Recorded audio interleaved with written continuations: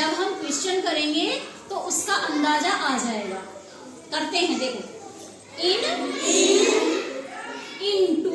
Into, on, over, under, near, far, in front, behind and between. ठीक है, इन अंदर, into अंदर आता हुआ, और ऊपर, ओवर ऊपर लटका हुआ या फिर ऊपर उड़ता हुआ, जो भी है। अंडर नीचे, नियर पास, फार दूर, इन फ्रंट आगे, बिहाइंड पीछे, और बिटवीन बीच में। ठीक है, अब इसके बारे में अपनी पहले चर्चा हो चुकी है। तो अब प्रीपोजिशंस के अर्थ, उनकी सिचुएशन हम समझ गए हैं। अब एक बार हम इनका सवालों में या यूं कहें कि वाक्य में प्रयोग देखते हैं। मिस्कीना, क्या हुआ? देखते हैं, है ना? देखो, जैसे हमारे सवाल में, हमारे एग्जाम में आपको कुछ ना कुछ चित्र जरूर दिया जाएगा। ठीक है, सबसे पहला सवाल है, एक टोकरी बनी हुई है और उसके अंदर क्या रखे हुए हैं? फल रखे हुए हैं। अब आप उसको समझने की कोशिश करना। पहले चित्र से ही समझ में आ जाएगा, है ना? और उसके बाद हम जो सेंटेंस लिखा हुआ है, अगर नहीं भी आता है तो टूटा फूटा समझने की कोशिश करेंगे। ऐसे नहीं घबराना है कि क्या लिखा हुआ है, उससे मामला बिगड़ जाएगा। ठीक है, फ्रूट्स हम थोड़ा सा पढ़ेंगे तो हमें सारी स्पेलिंग और उनके अर्थ आसानी से याद हो जाएंगे। थोड़ा सा पढ़ने की जरूरत है। फ्रूट्स फल, आर खाली जगह, ब्लैंक छोड़ दिया, द बास्केट। तो बास्केट में क्या है? फ्रूट्स हैं। तो हम इस खाली जगह में क्या भरेंगे? इन भरेंगे। अब उस इन चीजों को याद करना जो हमने हाथों से की है, इन। ठीक है, अंदर रखे हुए हैं तो हम यहाँ पे क्या भरेंगे? इन भरे। ठीक है, दूसरा क्वेश्चन देखेंगे। ये एक पेड़ बना हुआ है और इस पे ये एक पक्षी बैठा हुआ है। पेड़ पे पक्षी बैठा हुआ है, ऐसे बैठा है ना, ये वाली सिचुएशन है। और इस पे क्या था? ऑन था। ऑन टच होके बैठा है, क्या आएगा? ऑन। तो द बर्ड इज, किस, क्या भरेंगे? On the tree. ट्री माने पेड़ और बर्ड माने पक्षी। तो हम यहाँ भरेंगे ऑन, इसको फिलअप कर देंगे ऑन से, लिख देंगे। अब ये बताओ, ये क्या बनी हुई है?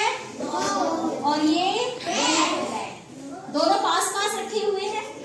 मैं पूछूं, बैट किसके पास है?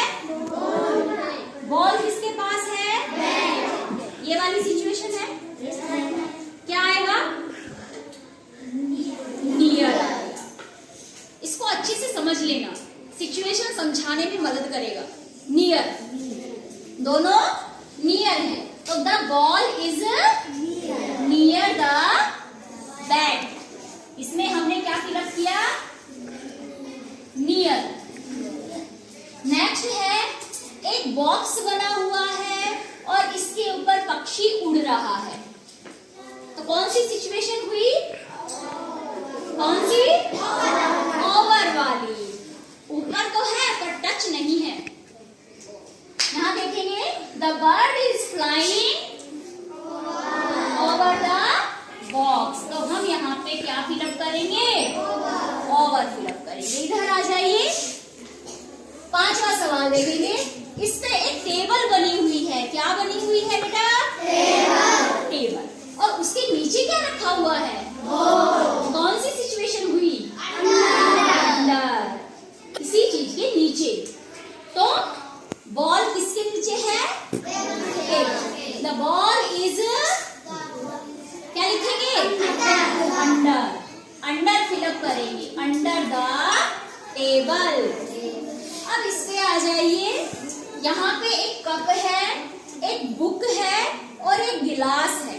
तो आप बताइए ये जो बुक है इन दोनों के बीच में रखी हुई है ना? ये वाली सिचुएशन दोनों के बीच में क्या होगा? बिटवीन। इनसे याद कर लेना, समझ में आ जाएगा। तो हम the book is between cup and glass, cup और गिलास के बीच में। ये क्लाउड्स हैं, बादल हैं, और बादल के पीछे मून है, चंद्रमा है, चांद। तो चांद किसके पीछे है? बादलों के पीछे। कौन सी स्थिति आ गई? पीछे वाली, बिहाइंड। वेरी गुड, ये वाली स्थिति आ गई। ये क्लाउड है और ये मून है। The moon is behind the cloud, है ना? द मून वेंट, चला गया। जो चांद है चला गया, कहाँ चला गया? पीछे, behind the cloud, behind the cloud. इसी तरह एक दो बच गए इन फ्रंट। तो जैसे अगर ये मून जो है आगे होता, बादल पीछे होते, तारे पीछे होते, तो हम क्या लिखते? बिहाइंड की जगह पे इन फ्रंट लिखते कि आगे है ना? इनटू का मतलब होता है गति के साथ जाते हुए, है ना?